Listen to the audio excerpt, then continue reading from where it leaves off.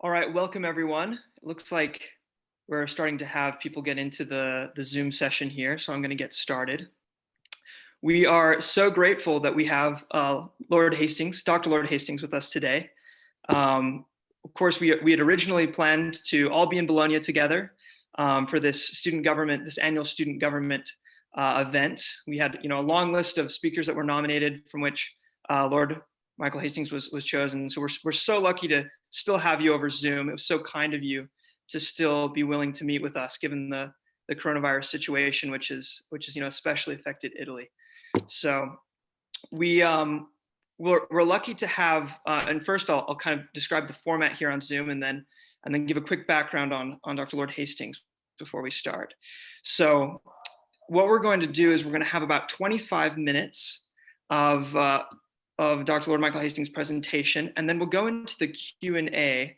So please feel free to put questions in the chat throughout the presentation, and then we'll have about 15 minutes at the end in which we're able to answer those. And I ask that when you put your question in the chat, please just put shortly your degree program, and just so we have a little context. Unfortunately, we don't get to see you in person given the Zoom format, but that at least a little context is helpful. So Dr. Lord Michael Hastings will be talking to us about lifelong learning and the potent challenge of citizenship, which he has incredible experiences. I'll just give a very brief background on everything he's done in this realm. He is currently at the Regent's University of London, where he is the Chancellor. And he's also been the Global Head of Citizenship for KPMG International, as well as the Head of Public Affairs for the BBC. He's, for those who are joining from the IDEF program, he's done some incredible development work. He was Vice President at UNICEF and has received the UNICEF Award for his outstanding contributions there. And it goes on and on and on. I'll let him present to you now, most of which, he was given a lordship in Scarisbrick. So that, he's just, we're really, really lucky to have him here. So I'll turn it over to you. Thank you for being with us. Hi, and thank you very much. And welcome to all of you who are joining us from wherever you happen to be, whether it's in the United States or different parts of the world. We all wish we could be physically together. That would be so much more interesting. I find the energy of engaging with you as students and also as thinkers more dynamic when we can literally look at each other's faces and see reactions. But we are where we are. And I wanted to start, Hayden, with a note of appreciation for Johns Hopkins University, because accredited across the world, you are the people who are gathering the medical data on a day-by-day basis. You are telling us how we are all doing or not doing on what we hope is the flattening of curves of the coronavirus and the advance towards the easing of lockdown. So we're indebted to Johns Hopkins University. You're a brand that we love and respect and we need right now. So very grateful to you. So I took this title of lifelong learning and the impact of citizenship way before the coronavirus was on our horizon. And I want to think about it slightly differently today than I would have done had I been there in Bologna having the conversation face to face. Because at that point, I might have talked more specifically about the potency of education. You'll note, many of you, that I'm not wearing pajamas. I'm actually wearing a Nelson Mandela print shirt. These were the kind of prints that he liked to choose to wear in his presidential role. And they're actually called presidential brand, and all the value of it goes towards the Nelson Mandela Children's Hospital. Well, he said that education is the single most powerful tool that we can ever use to change the world. And I want to think about how that relates to the reality, the crisis of where we are now as a consequence of the corona crisis. I spent a lot of time over the 13 years while I was at KPMG attending many, many forums and summits of the World Economic Forum. I found them valuable because thinkers would come together. We would not seek to polarize ideas, but rather to find ways to collaborate, to understand one another, to develop common themes. Many people ask the question, what's the point of the annual Davos gathering of the World Economic Forum? It doesn't do anything. Well, the truth is that ideas are the beginning of doings, and we need ideas if we're going to do the right things. So I credit the West with always thinking, what are the new ideas for the next generation? And they set out just 4 years ago, the 2022 skills, an outlook that defined what it is that we're going to need as priorities in order to get our world on track, staying on track with growth and development in tandem. Now, I say that with a deep passion that I hold for the Sustainable Development Goals. I hope personally that in 2030, we meet the Sustainable Development Goals, those 17 objectives for reducing poverty and inequality and bringing justice, hope, sanitation, water, and a clean planet. But the latest estimates are we're not going to make it. It's closer to 2060 than 2030. Well, looking at the 2022 skills, the World Economic Forum sets out, they put at number 1 skill, analytical thinking and innovation. Now we get that. You've got to have smart, maneuverable brains that can work their way through complex issues. But here's number 2, active learning and learning strategies. There couldn't be a better moment to have active learning than right now. I'm going to take you on a short journey about 10 apples, a little video. Just watch it.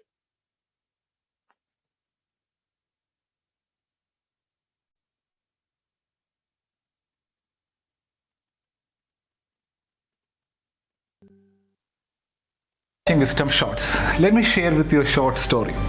A hunter once lost his way deep inside the jungle while chasing a deer. He used all his navigation skills, but neither did he find any way out of the jungle, nor could he find any food to eat for 3 days at a stretch. He lost all hope and he thought he will die out of hunger. And that's exactly when an apple tree caught his sight. He was so happy, he collected 10 to 20 apples to feed him for the rest of his search. As he ate the first apple, his joy knew no bounds. He just couldn't stop feeling grateful and blessed. But he thanked life, he thanked God. He was very happy. He could not believe his luck when he ate the first apple. But he was less grateful while having the second apple, and even lesser grateful when he had the 5th apple. Somehow, with each passing apple, the joy kept on reducing drastically. He just could not enjoy the 10th apple. He even started throwing apples which were not tasting good and even started complaining. He had already taken for granted the gift of having found an apple tree in the middle of a forest after 3 long days of wandering with hunger. In economics, this is called the law of diminishing marginal utility. It's actually the law of diminishing gratitude. In simple words, taking things for granted. Or let's just call it as the 10th apple effect. The 10th apple represents our lack of appreciation for gifts of life. The hunter represents all of us, and the apple represents the gifts that life gave us. The 10th apple is as sweet as the first apple. If the 10th apple fails to give you as much pleasure as the first one, there's nothing wrong with the apple, but with the person enjoying the fruit. Yeah. The reason I shared this story is because we were having the 10th apple effect in our world for some time. Abundance of everything. And then we started complaining. We complained about people, job, government, traffic, food, weather, everything. But during this lockdown, I'm sure that most of you started appreciating a lot of things in life. Things which we took for granted. Even small things like, it's so nice to talk to a human being. And I'm so glad that, we got vegetables to cook today. Or thank God I'm healthy and safe. Things like that. We never, had this kind of thoughts 2 months back. The present situation is shaking us and showing us that we are dependent on something bigger than what we think. And we have to be grateful for all the blessings. Now we started appreciating the luxury we lived in. The abundance of food, products, freedom, health, good old days. And now we are realizing that we were taking all these things for granted. So right now, all of us have 2 choices: be grateful or be stressful. And it's a choice. I want to share with you an incident. incident on this regard. I don't know whether it's a true incident or fiction. I got it as a forward, but a really powerful one. So a 73-year-old man in Italy, he got better in the hospital. He was told to pay for the ventilator for one day, and the old man started crying. So the doctor advised him not to cry over the bill, we'll manage and things like that. But what the old man said made all the doctors cry. And Grandpa said, I'm not crying because of the money I have to pay. I can pay all the money.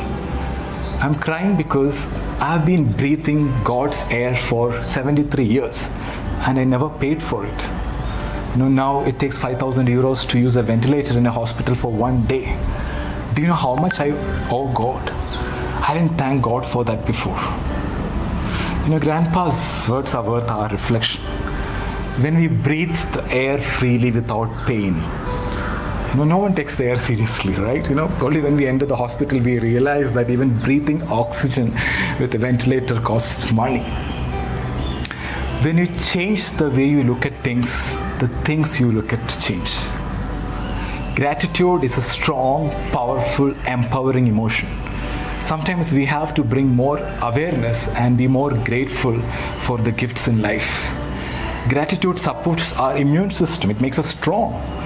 But on the other hand, stress makes you weak. One thing I've experienced in my life is whenever you are grateful, if you're grateful, you can't be fearful, right? Both doesn't go together. So be aware of your state of mind and start counting your blessings. Thank you is the best prayer you can chant all day long. The law of the universe is when you are grateful for things you have in life, you will have more things to be grateful for. I repeat, when you are grateful for things you have in life, you will have more things to be grateful for. So never let the 10th apple effect make you take the gifts in life for granted. Never let your gratitude for life fade away. Thank you so much for watching. Stay happy, stay healthy. Well, it speaks powerfully.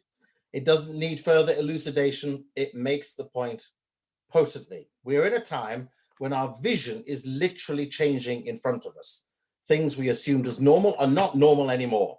And I hold up in front of you a very interesting British magazine cover, The Final Reckoning. There they are, the political leaders of the world, having to wonder with their masks on, under the headline, why the coronavirus pandemic could bring down the liberal world order. You see, we are at this very moment in a living, active learning situation. And we can't wait until it's over, which may be years, before we do some analysis. We got to do it now if lifelong learning and true citizenship has real meaning. So I received just 2 days ago a very powerful analysis by Herman Van Rompuy.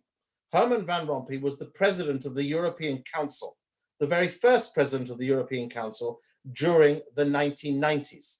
He was the man in charge of framing the European Union, and he now works for the European Politics and Institutions Program. And he sent me an article which gives his analysis as having been the former head of the EU of what does all this long-term lesson thinking teach us. I just want to read you a few paragraphs.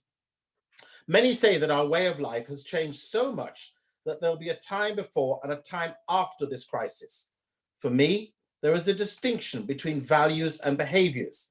There is undoubtedly a kind of togetherness between people, grown out of the feeling that we're all in the same boat. A lot of creative energy has been released. Digitalization has prevented us from becoming alienated from each other. Social media has shown that they don't just polarize, their positive uses have made the new media truly social. We've all learned that we can meet remotely, we can talk remotely, we can collaborate, we can be productive remotely. But there are, of course, underlying inequalities in the way we protect and isolate ourselves. Nobody is truly safe. And there are also a few big names amongst the victims. Conversely, in addition to connectedness, distrust has also grown. These days, people look at each other too much as potential carriers of infection. Foreigners are often considered more dangerous than fellow countrymen. At the beginning of this crisis, Asians, and in particular the Chinese, were viewed with greater suspicion in the West. Now it could be exactly the opposite way round. Let's hope this is transient. Let's also hope that the rediscovery of connection is not transient. After all, once the crisis is over, says Van Rompuy, daily life will absorb us again and the rat race may well resume. However, there'll be something left of the slower and more conscious life of living together. My world may have flipped, but my priorities are falling back in order, said a wise elderly sage. The primacy of politics, says Herman Van Rompuy, and this is a key paragraph, had to give way to experts and scientists, until recently presented by them as unworldly and irrelevant. How hollow the slogans of take back control or make our country great again. The crisis has spiraled out of control for every country ruled by populists. The heroes are not the new populist elite, but doctors, care workers, ordinary men and women, the people who keep society running, those operating at the greatest personal risk, saving lives, keeping society together.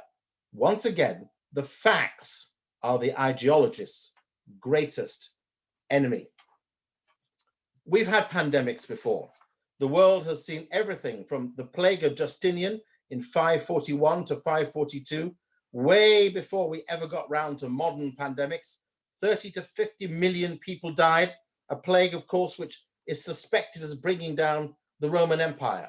The Spanish flu, which took place between 1918 to 1919, 40 to 50 million died across the world. Smallpox itself, forgetting that many of us were actually inoculated against smallpox, was itself a pandemic in the 16th century. 56 million people died of smallpox infections way back then in the 16th century. And the Black Death from 1347 to 1351, 200 million died, 30 to 50% of Europe's population wiped out. So if we've had pandemics before, what kind of learning have we taken from this history of knowledge? Well, I found another interesting article literally yesterday. CNN, that great holder of wisdom, published an interesting article. I'll give you the title, you can look it up. In 1911, another epidemic, swept through China. That time, the world came together. More than 60,000 Chinese people died in northeast China in a pandemic which swept across a 2-year period from 1911 into 1912. It was itself about that something that caught the biologists, the virologists, the bacteriologists, the epidemiologists, the disease experts, many of them completely off the hook.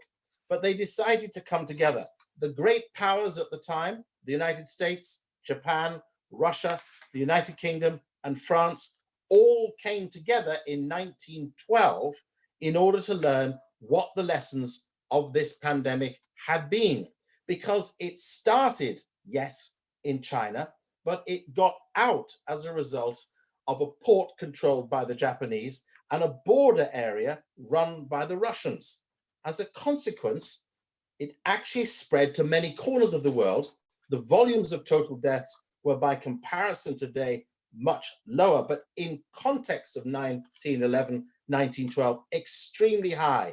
The key point, as CNN explains very carefully, is that in 1912, the leaders of the world, before there was the United Nations, before there was the League of Nations, before there was the World Health Organization, went to China to learn the lessons together.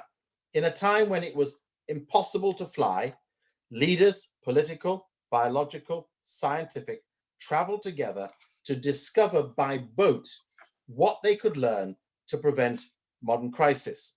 The interesting question we have to ask ourselves is, given that 1911, 1912 experience, how have we got to the position we're in now with a failure to have enough literally material resources or adequate preparation?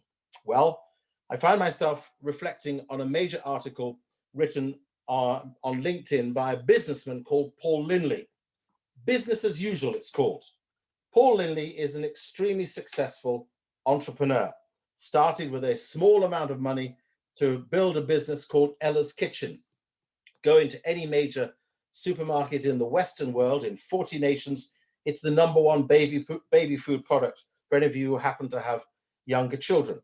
He sold it for many hundreds of millions just 9 years later after a few £1,000s of investment. A clever, smart man who at the moment is also chairman of the Robert Kennedy Human Rights Organization in the United Kingdom. He wrote a key article that analyzed how should business change? How should society change? And this is what he said, reflecting on the first 10 days of the crisis. These 10 days, have taught me that government can revolutionize thinking, philosophy, and action in a remarkable time frame. Government can gain trust and confidence with innovative policies and drastic action. It can bring society together. It can create the environment for companies to collaborate and unions and business leaders to find common ground. They can together save businesses and save lives with massive macroeconomic decisions. And they have. They fundamentally changed the relationship between business and society. And therefore, in the light of that, we must not only redefine what business is about, and he says this, companies, businesses exist to profitably and sustainably create products and services that improve lives, whilst creating wealth, and crucially, a plan of what to do with that wealth to improve more lives. So in this learning moment that we sit in this remarkable time where active learning is a critical priority, where gratitudes are being redefined as things we once assumed free, neutral, nothing we had to demand, but rather essential to our fundamental lives in this moment, what is it we need to invest most in people in the future? Well, refocusing our education system so that the skills that are necessary that go beyond the academic are taught, focused upon, tested, and crucially rewarded, integrating what used to be called soft skills, but are now fundamental skills into education, empathy, teamwork, social notions of social impact, citizenship, and the responsibilities of government. These things are no longer idle thoughts. They're fundamental realities of how we need to rethink learning and the learning process. So I'm coming to a close. And as I come to a close, I want to read you very shortly a very interesting poem I found from way back in 1869.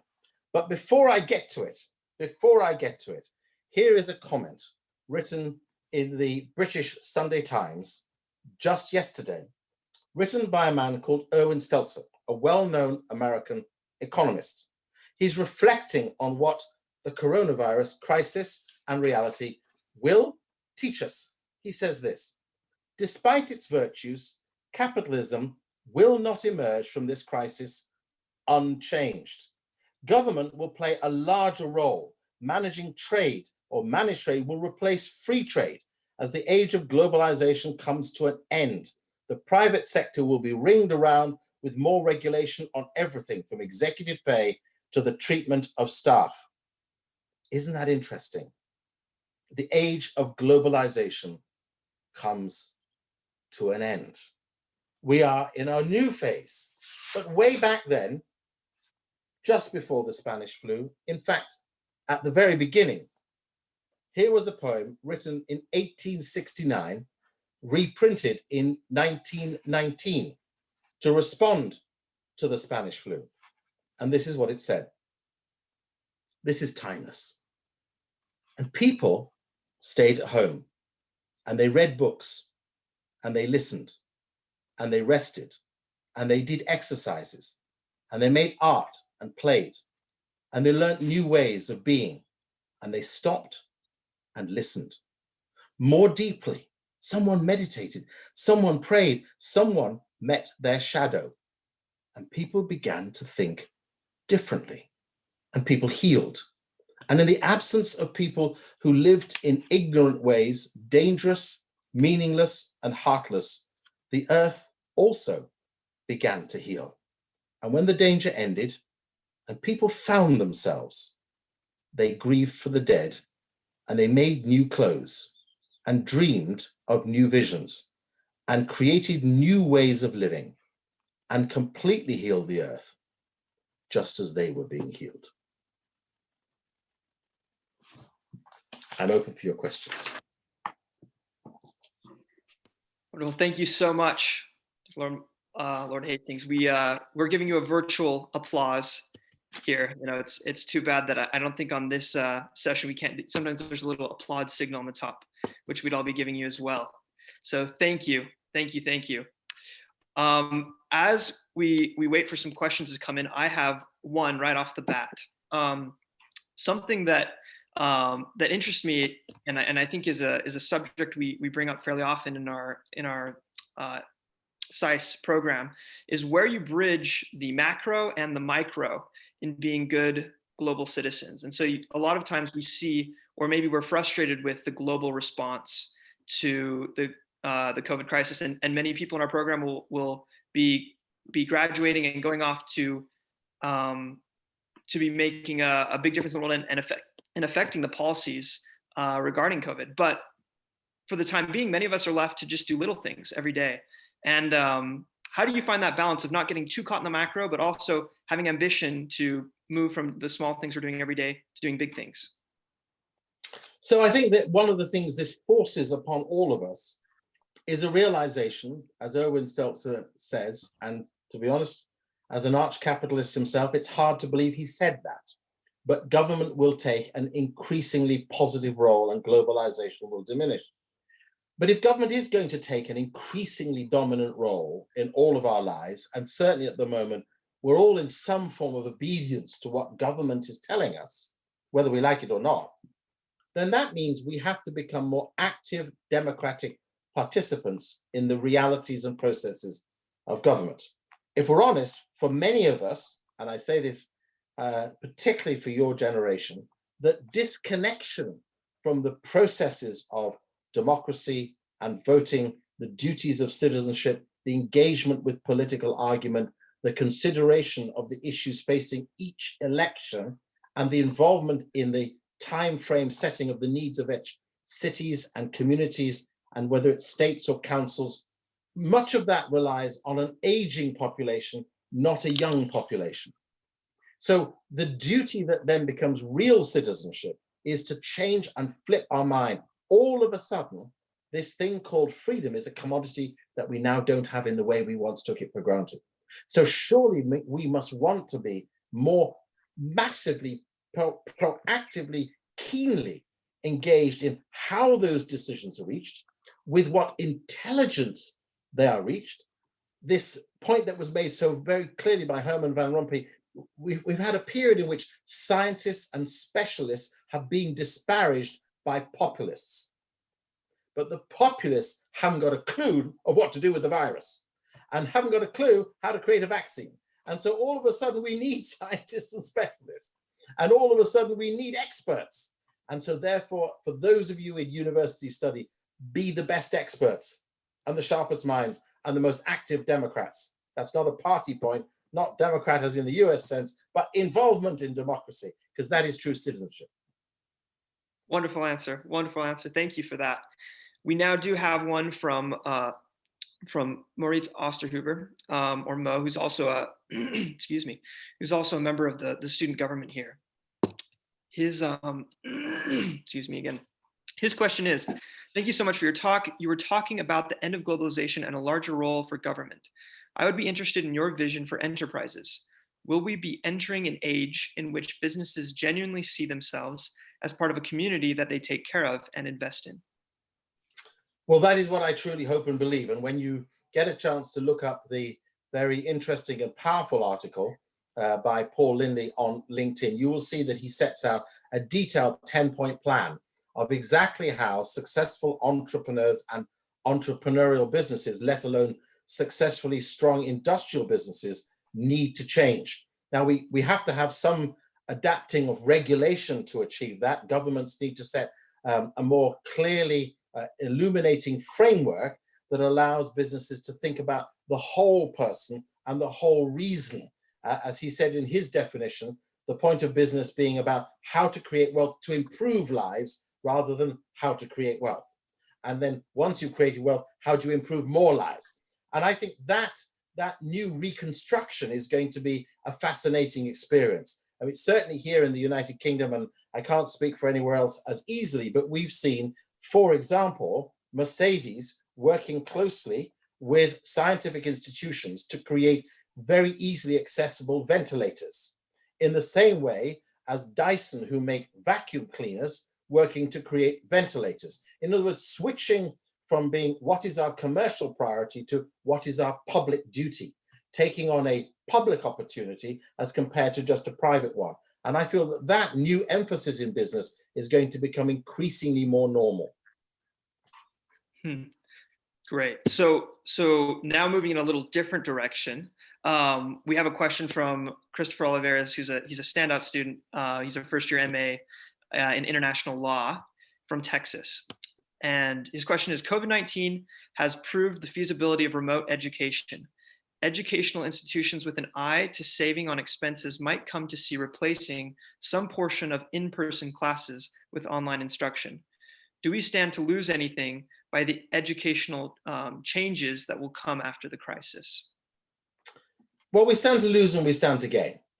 We clearly stand to gain because none of us can say we missed the lecture because we were stuck in our rooms. None of us can say that it wasn't possible to catch up with the material. And none of us can say we couldn't have learned because there was a travel issue or we didn't feel well that day. So we stand to gain. What we stand to lose, and I would emphasize this very heavily, particularly as being a university chancellor, is we stand to lose all the extra things of time and engagement, of the sharing of ideas and experiences, of our responses to our questions, our challenges, our other thoughts that come after a lecture. We stand to lose all of that natural engagement, which also teaches us. We stand to lose seeing vivid examples before our eyes rather than just data presented. So we need the human interactive experience. We need the balance, though. It can be online, but it better not just stay online. Absolutely. And to that point, you've done a wonderful job at interacting through the screen. It seems almost as if you were in person, but of course, yes, it's always best to be in person. So the next question is from Arjun Kashik. He's from Munich. He said, "Thank you for the talk, especially the last poem. It's amazing how some words remain timeless. I have a question regarding the SDGs. How severely do you think a pandemic or other such emergency deter us from the path towards achieving the goals, hopefully even by 2060? Well, I think what's so interesting is that it wasn't so long ago that we were talking about Greta Thunberg and we were so focused on the climate drama and the climate crisis. And we were watching the horrendous fires in Australia and we were seeing the severe floodings in Europe.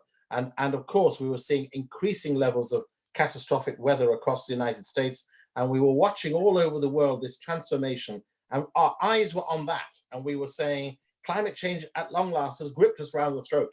And we have to do something radical about it. And what's fascinating in the last 2 months, as we've all been distracted, understandably, by coronavirus, we haven't heard much about climate change. We've kind of lost our anchors on that one.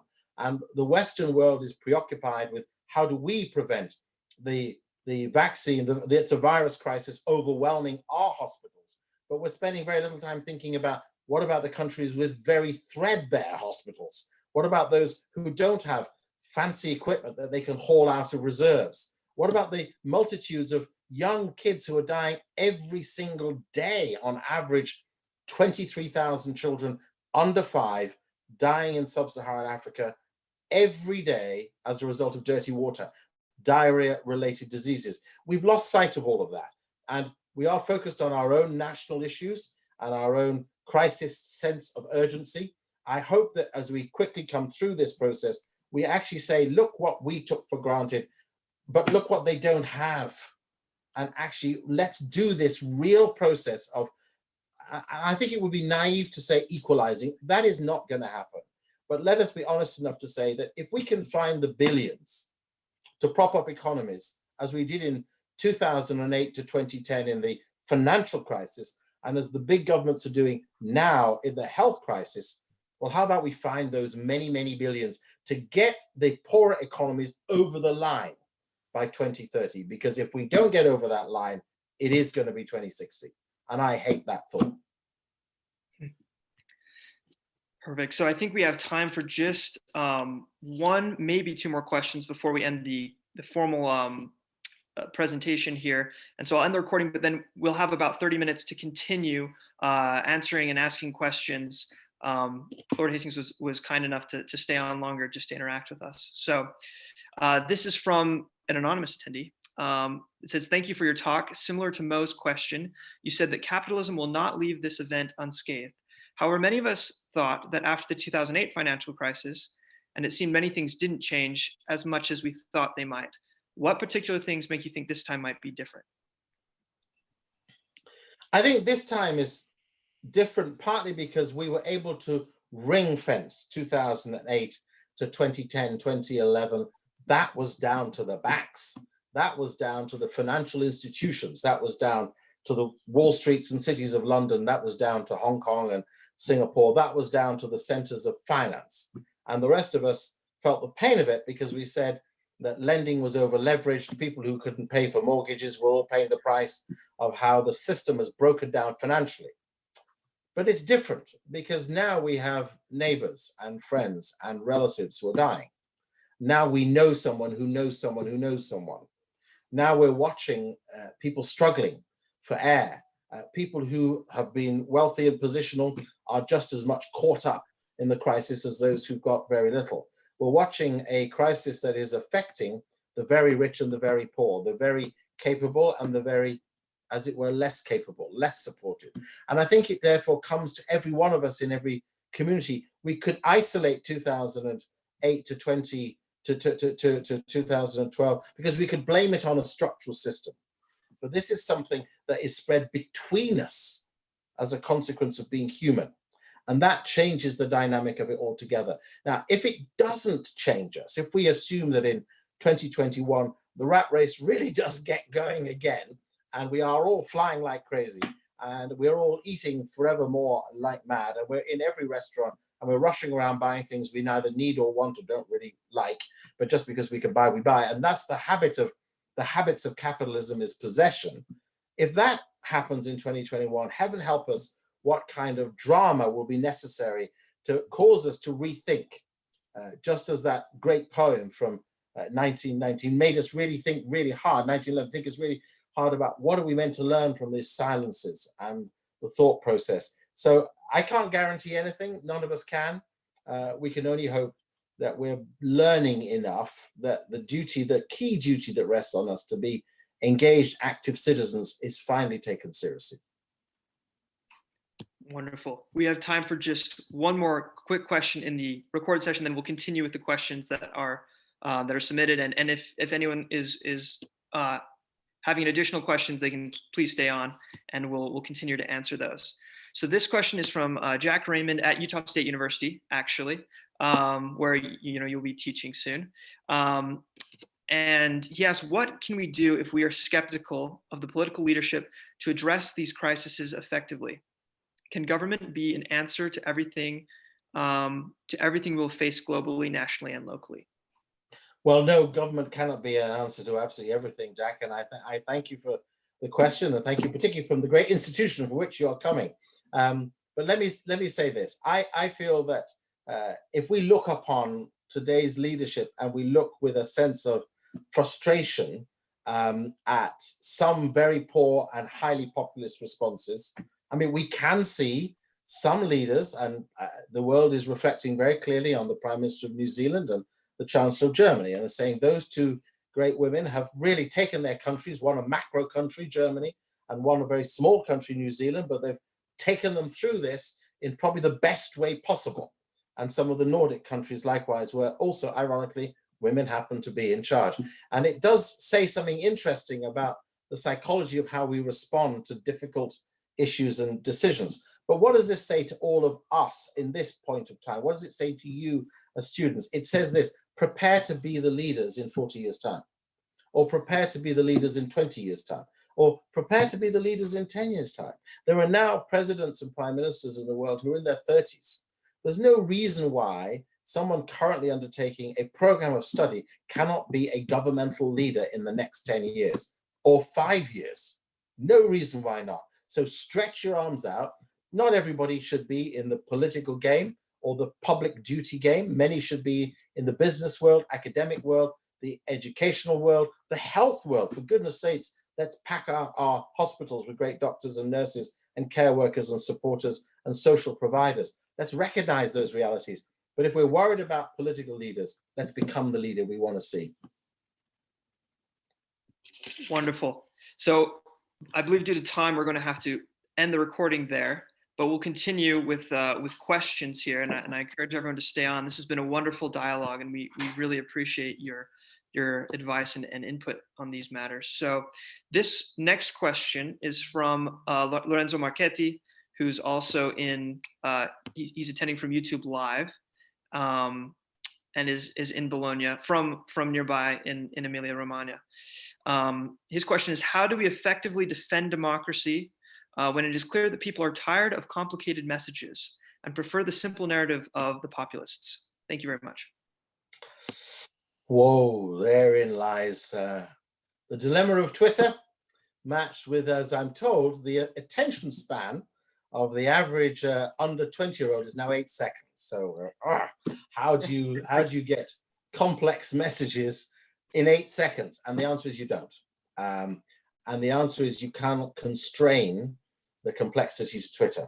And I think that what is going to have to emerge in the seriousness of the weight of the issues this has thrown up for all of us is a politics that is not based on televised heights or is just on snappy debates. We're going to have to learn how to think our way through complexity. Because after all, if the number one skill, as the World Economic Forum says, is about analytical thinking, and the number 5 skill is about solving complex problems, and in between that is learning, well, we need to redesign our approach. Now, how do we do that? We have to invest, and I believe this has got to be the role of governments alongside private educational providers.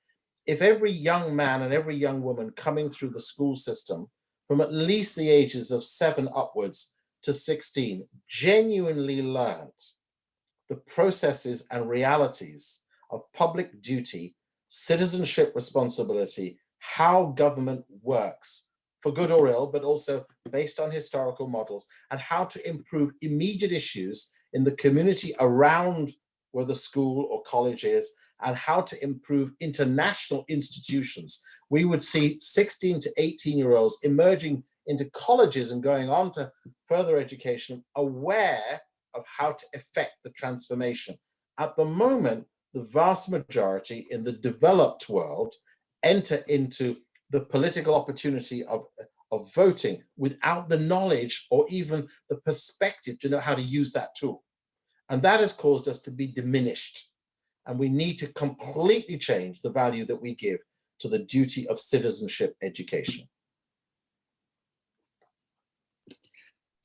Thank you for that. So now I actually have a question. That's marginally related, but also going in a little back to a few of the other questions that spoke about the role of government, which obviously has a big role in education, but also it's sometimes hard to find that distinction between, like you mentioned, the role of government and the role of private citizens doing our best to alleviate different elements of the crisis. So something that I read this morning, which is interesting, was how Shake Shack, for instance, had been given, I believe it was $10 million from the stimulus package from Donald Trump.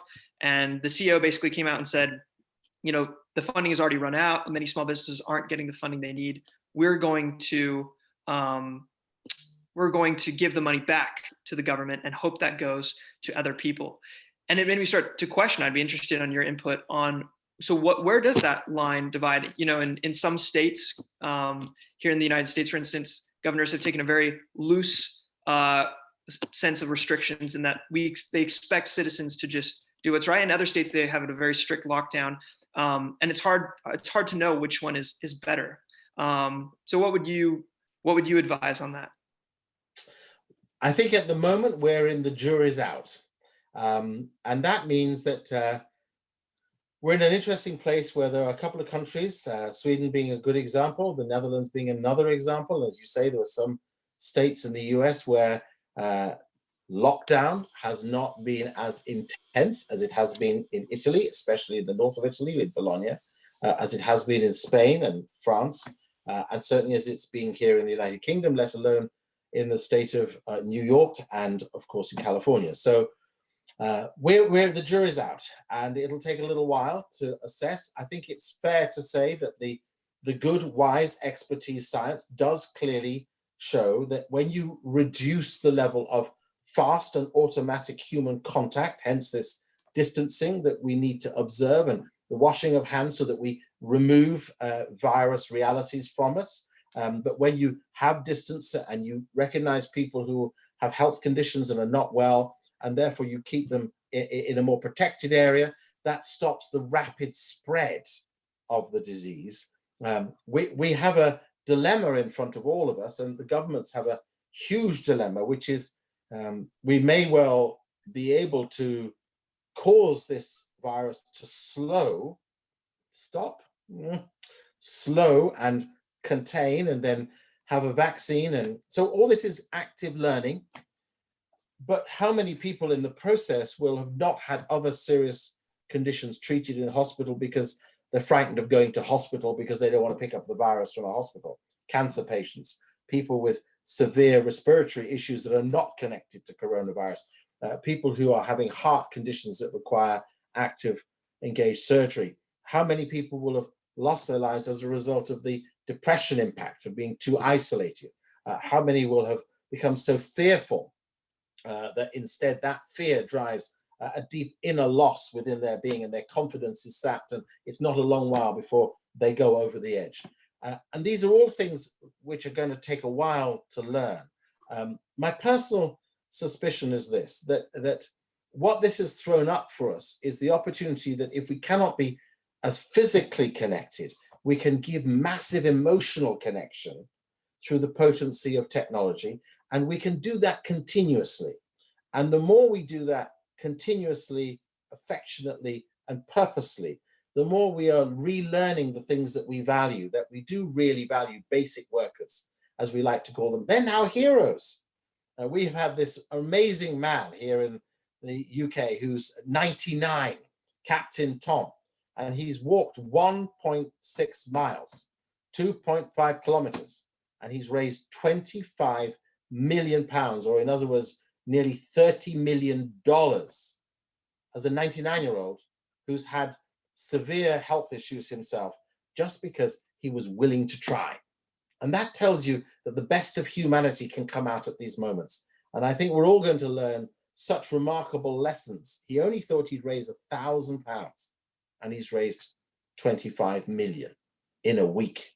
Phenomenal, because we're valuing different things all of a sudden. And that is my earnest hope that come the tail end of this, the new value system kicks in and sticks. So right on that, one quick follow-up question is, and also actually in line with Lorenzo's question about people who are tired of complicated messages, and how do you get motivated to do what was Captain, who's this nine-year-old again?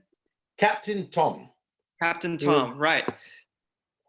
I love that example. Keep going. How do you get motivated to do it? There's so much uncertainty. How do you keep motivated to be involved in Global Citizens when there's the fear you mentioned, but especially uncertainty? I think is especially destabilizing for action and for many people. You only get motivated if you genuinely believe in things that are bigger than yourself. If you really have a sense of values that say that actually I can either be a moaner or I can be a provider. Here is a chance when we're kind of behind our own closed doors where I can just say, ugh, and do nothing and absorb whatever Netflix sends me. And some of it's great and some of it's not so great. But here is also an opportunity where I can step into my limited safe space and do something meaningful and raise resources and galvanize a nation and pull people together and motivate them. And this 99-year-old with his Zimmer frame stooped over, battling to do 100 laps, country watching him over 7 days, throwing money at him because there is a man who's trying. Now, I think that comes out of the hard value of a hero. Here was a man who fought in the Second World War, who defended freedom and democracy way back then. And he never lost that sense of heroism. And he gets to his oldest years and it's still there. And I think if we don't embed it when we're young, we won't find it when we're older. You know, beware, I say to all of you who are students, beware thinking you can step out of university and become a social hero. You won't, unless you've already gone into university with that conviction. Wonderful. This whole discussion has been very motivating. It's been very nice to have this kind of positive and action-oriented light to a crisis that often has us wondering what we can or should do, and almost stagnant in the uncertainty. So wonderful advice.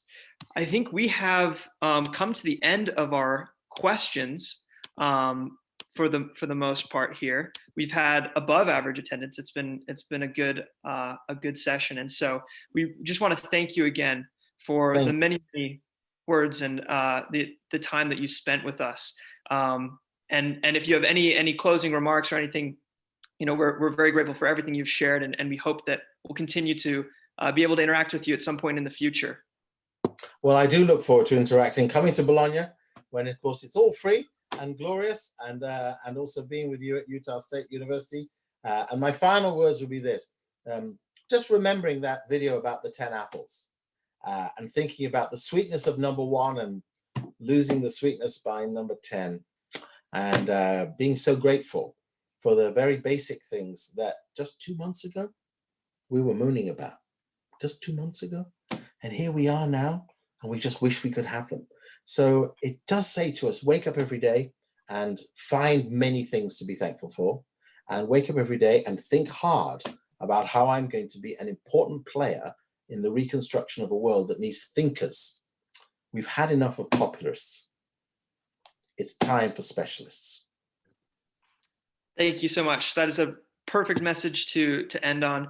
We thank everyone for coming and attending, and for the student government, for those who were involved in arranging this, as well as those who were involved from the BIPR team in arranging this. And most of all, of course, thank you again, Dr. Lord Hastings, for being with us. We absolutely hope we'll see you soon in Bologna, and wish you well there in the UK.